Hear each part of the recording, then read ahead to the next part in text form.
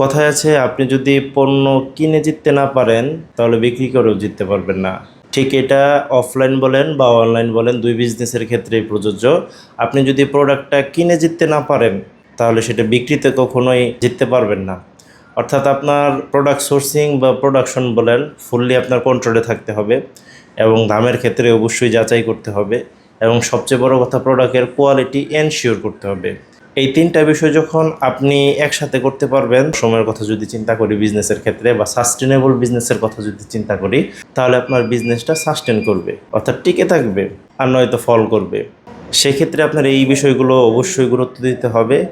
Production এবং product সোর্সিংটা আপনার হাতে থাকতে হবে, প্রোডাক্ট কোয়ালিটি এনশিওর করতে হবে, আর দামের ক্ষেত্রে সর্বোচ্চ কীভাবে কমে পেতে পারেন অবশ্যই কোয়ালিটি ঠিক রেখে সেই জিনিসটা চেষ্টা করতে হবে। এই বিষয়গুলো ঠিক রাখলে আশা করি বিজনেসের যে প্রথম ধাপটা, এই ধাপটা ঠিক হয়ে যাবে।